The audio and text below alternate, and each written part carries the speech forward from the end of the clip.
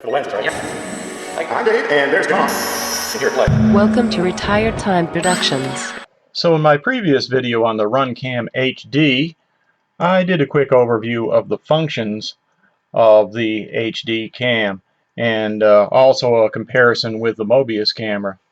Had a few questions on my video, and one of them was how to use the configuration tool. So that's what I'm going to do now, is go over the configuration tool and also maybe talk about updating the firmware.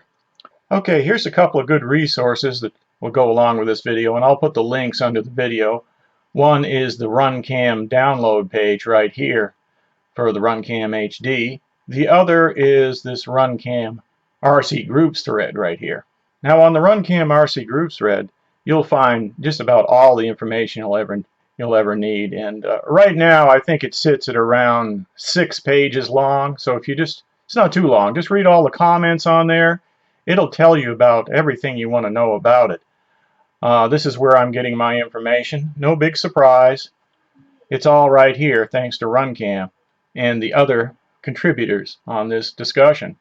So here is the basic steps for upgrade right here, and you can go through here, but basically what you do is you get this file here, which is the config tool, RunCam tool they call it. And the second thing you need is, of course, the firmware right here. So both of these files, the firmware and the config tool, are actually on the RunCam site. If you click on these links, you'll actually end up over here on the RunCam site right here. So let's just go ahead and download the config tool, which is called latest software download. So just click the download button and you'll see that coming down. And let's get the latest firmware as well. Just click that download button. We got both of those coming in.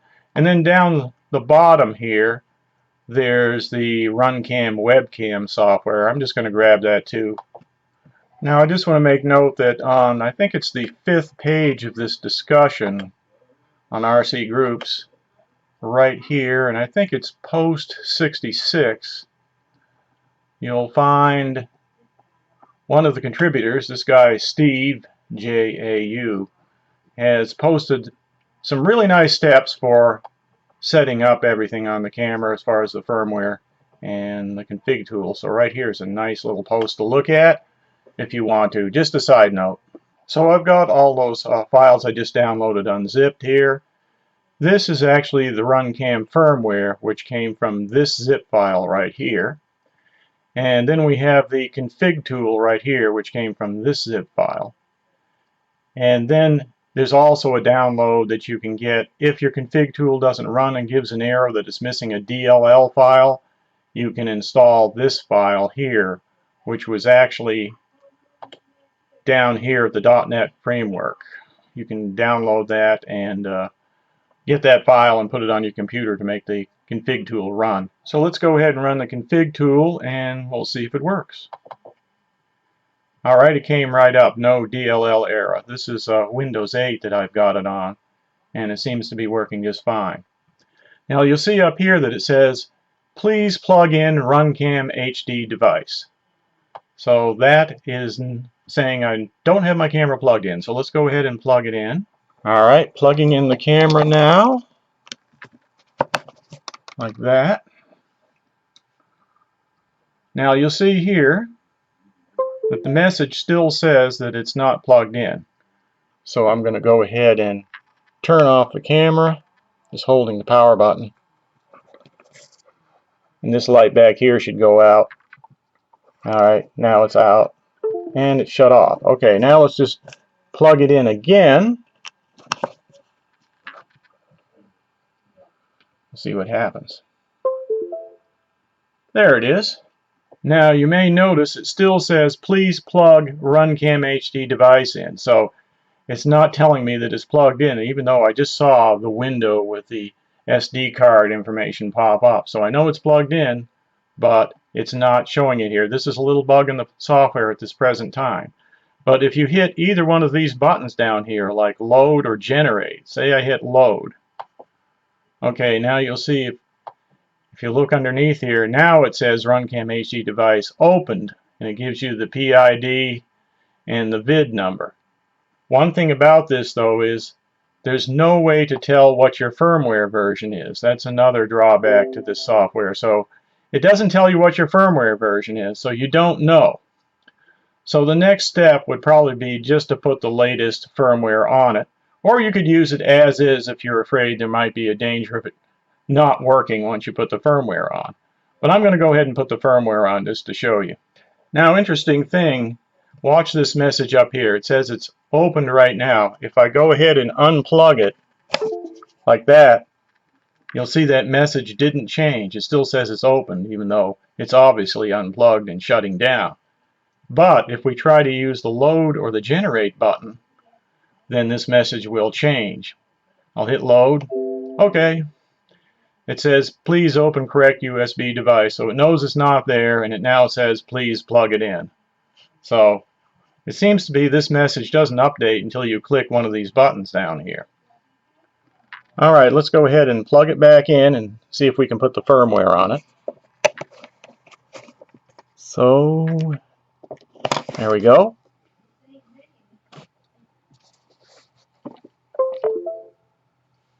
Alright, it came right up that time. And that's the SD card. So let's just go ahead and we'll close our config tool for now. Now what we want to do is take the firmware file, which is this one right here. I got it out of this zip file for the latest firmware that I downloaded. Just copy that over to the root directory of your micro SD card, which is in the camera. This is the camera I'm putting it on. I'm just going to copy it here. And there it is. Now all we have to do is restart the camera. So I'm just going to go ahead and close that. And I'm going to go ahead and shut the camera down. Lights off back there. This flashes 3 times and then it goes out. Alright, now let's just go ahead and unplug it. Now I'll go ahead and power it on by holding this button for a second. Now, when I power it on, you'll start to see activity back here on this light. You see how now it's flashing rapidly? It flashed slow at first, then it flashes rapidly for a while, and then it stops, blinks slow again, and now it's basically just blinking slow. Just wait for that activity to stop. And now we got a solid red light, and this has gone back to standby. Okay, so now the firmware is loaded. But if I was to turn it off and turn it back on again, it would go through the same process of loading the firmware, and it would never quit until I get rid of the file on the SD card. So that's what we got to do next. So I'm just going to go ahead and turn it off. Alright, it's off now. Let's take out the SD card and delete the file. Okay, so I'm going to put the micro SD card into my SD card adapter here. Let's see, now it goes in right side up, not like the camera. It goes in right side up like that. Okay, I'm going to put that in my notebook. Alright, there it is. Micro SD is in there in my notebook. Let's go ahead and delete this file now. And the reason we're doing this is so we can use the camera. Otherwise, it'll just keep rebooting, trying to install that firmware. Okay, now we got that done. We can come back over here and get it out and put it into the camera. Remember, it goes in upside down in the camera like this. Don't force it. Okay, there we go. So it's in the camera now. I know it's a little out of focus sometimes, but you get the idea. Okay, now that it's back in there, we can plug the camera back in like this. And if everything went well, it works. So there we go. We got our file browser back up. It popped up automatically. And we're looking at the micro SD card again. So now let's go ahead and run the config tool and make some changes. What we'll do is just run this file right here, RunCam Tool, and it's version 1.3, which is the latest at this time. And remember, my comments on this may not apply later if they change or revise the software. Right now you can see it says the camera is not plugged in. Well, we know that's not true because here's the file browser right here. So let's just go ahead and click one of these buttons. For example, let's hit load. And there we go. We got load opened up, so it's working, and now it says it is plugged in, as I said before. But there's nothing to load right now because we haven't saved any configuration files. So let's go ahead and save one using the generate button. So what I'm going to do is I'm just going to go down through here and check my settings. I want 60 Hertz. I like NTSC over here in the United States. I've got English, and image flip is off. I don't need that. You can check the time and date to make sure it's right. Now let's go to the movie set tab. 720p is set to 60 frames per second, which is good.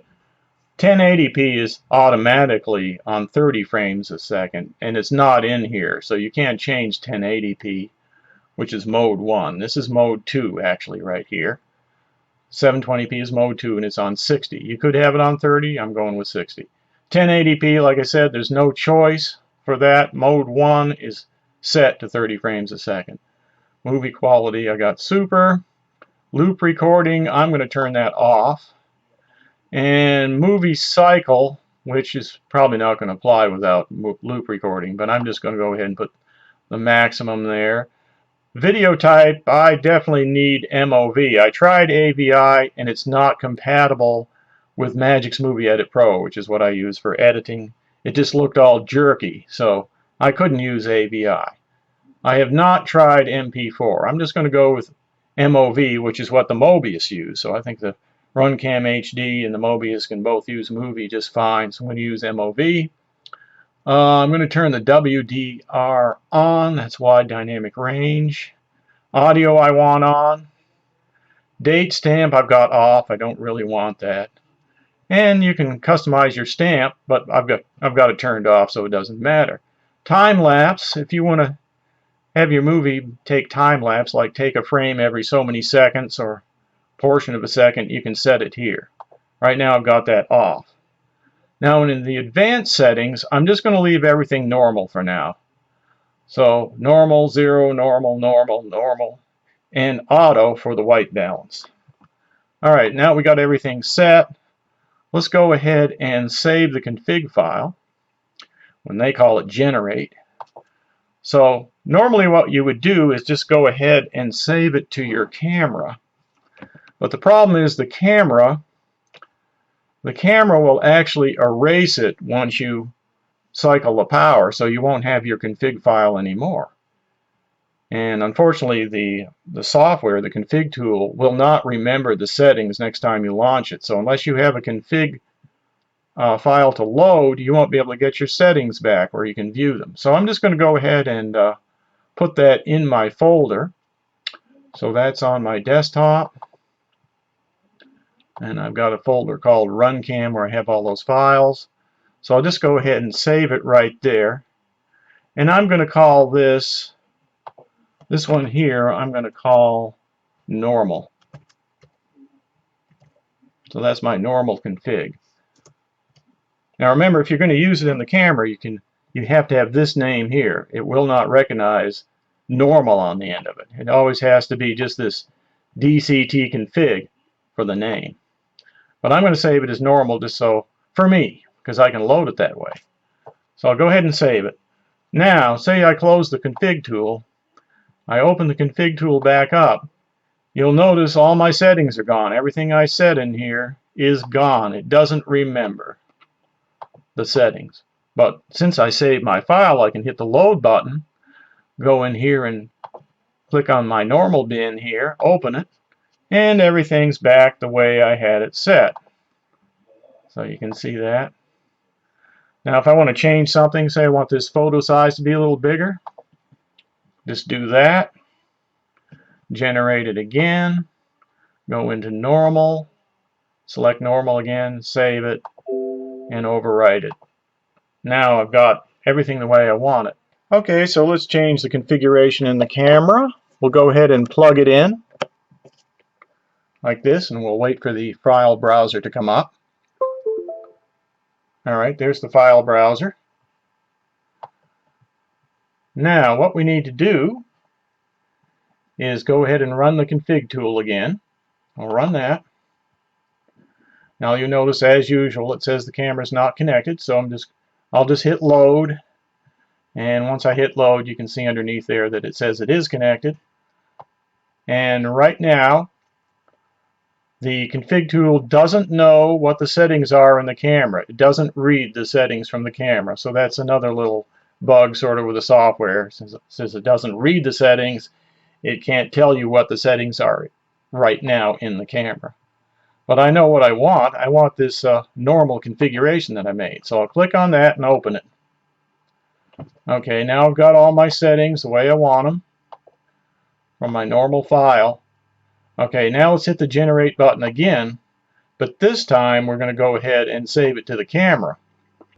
Okay, so here's the camera right here, and you'll notice that we're saving it as this file name. It has to be that file name, and the program automatically does that for you, names it that. If it's not named that, it won't work. So we'll go ahead and save it into the root directory of the micro SD card on the camera. Okay, so it just went into the camera, and you can see it right there on the camera right there. Okay, now what we want to do is go ahead and restart the camera. Now when I restart the camera, it will erase the file, this config file, but it'll install it too. So let's go ahead and unplug it. That shuts the camera down. Now let's plug it back in. Just waiting for the light to stop blinking. Alright, it's off now. I'm going to plug it back in. Waiting for the window to come up. There it is. And now you'll notice that the config file is gone. That means it's installed in the camera. Now we have no way of knowing if the camera settings are really changed without just trying the camera, because this software here won't tell us. Like if I run the config tool again, right here, see, it doesn't know. It's back to the same old, same old. It doesn't have my settings in there the way they should be. Remember, I changed this to a higher resolution in my movie set. I had this turned on, the WDR turned on and such. None of that is read back from the camera. So this won't tell us what the configuration is in the camera, and it won't tell us what the firmware version is either. So those things are kind of a discrepancy in the software. I'm just hitting load again just to refresh the status up here so you can see it is connected. So the firmware is now installed. The configuration has been changed in the camera, and mainly that's all you need to do at this point. Now you might have noticed when I was going through the different settings on the configuration tool here that there was actually no place to set auto power on. In other words, if you're going to use this as a car dash cam and you wanted it to power up and start recording automatically as soon as you turn the ignition on, that isn't available with the RunCam configuration tool right now. I don't see it anywhere. There's no place to do that. Record on power on or auto record. Nothing. I don't see it. So that feature is not available at this time. Now I've got to admit, I don't know what the best settings for this camera are, so let's just take some video with some different settings. I'll take some video with the normal configuration here that I just installed, but let's save some other configurations. Let's go into the advanced settings here and try one with cool. Let's set one with cool. So I'll set that to cool. I'll generate a new configuration, and let's just go ahead and put that on in the folder where I'm saving my file. So we'll call this one cool. Just like this. So there's cool. We'll save that one. Alright, now let's go back in there and let's make one with cooler, like that.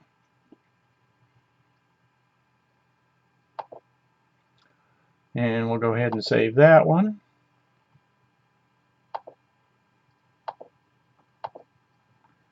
And this is just to find out what some of these settings do. You'll have to play with them yourself to figure what you like the best. It's just a matter of preference. So I'll save one as cooler. Okay, just for the fun of it, let's go back in and we'll play with saturation. Let's set the saturation to low, and then we'll generate one called low saturation. That's low sat. Save that one. I'd already previously saved one like that, so I just overwrote it. Alright, let's go back in and we'll put one on high saturation. Right there, high saturation. Close the window, generate. And we'll call this high sat.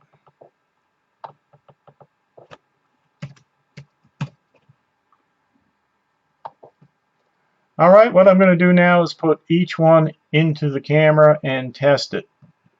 Now I've already tested normal, so let's go ahead and we'll load in cool right here.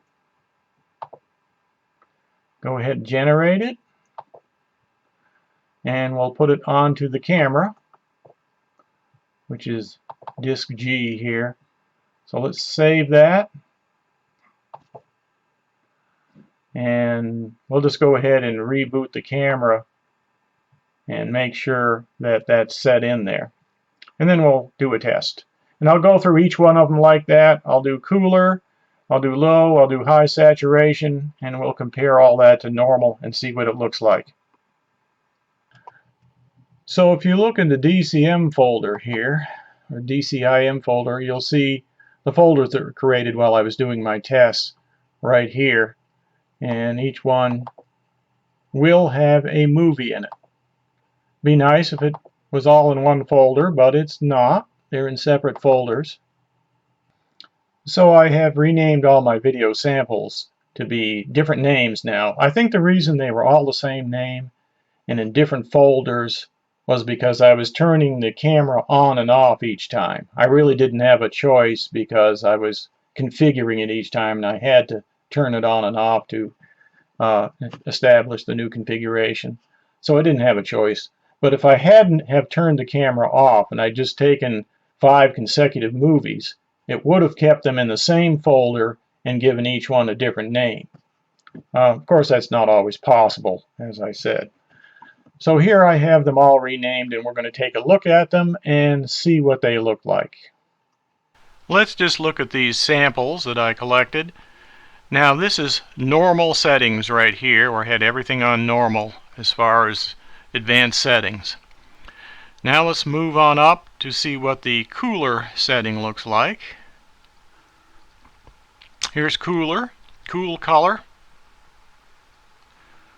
right there. I don't see a lot of difference between that and normal, but let's go up to cooler. Alright, here's cooler. Now unfortunately a cloud came along and made it a little darker, but you can see the difference. I don't know if there is any difference, but there it is. Now we'll go up to normal color but low saturation. Now this is low saturation right there. And again, a cloud was overhead, so it made it a little darker, and I'm sure that affects the saturation as well. But there's low saturation. Let's go to high saturation. Now at this point the sun came back out and made it a little brighter. But if you compare high saturation to the original normal, which was back here, there's normal. Now I don't see a lot of difference between normal and high sat, which is right here. I just don't see the big difference. So I don't know if these advanced settings are actually working, but you can play around with them and see what you can do. I've shown you how you can set it up and change the configuration, and maybe you can figure out if they're working. To me, I see little difference in all of those settings. There's normal. Here's cooler. See if I can find the beginning of cooler. There's cooler. And then we have high sat. And I don't see much difference between high sat and normal. Okay, there is a webcam tool provided where you can use the camera as a webcam. And I've got it unzipped right here. Here's the application. If you look at the text, you'll see that you must connect it to the PC and run it, but the caveat is you have to have the TF or microSD card removed to use it as a webcam. So that is version 1.3 of the config tool for the RunCam HD. And this is how it stands right now. I'm sure there'll be improvements, but I just wanted to show you the brief overview of how it worked and everything. So you can leave any comments you want under the video, and don't forget to give me a thumbs up if you liked it. The thumbs up really helped me for my ratings, and appreciate you all watching, and we'll see you next time. Here, play.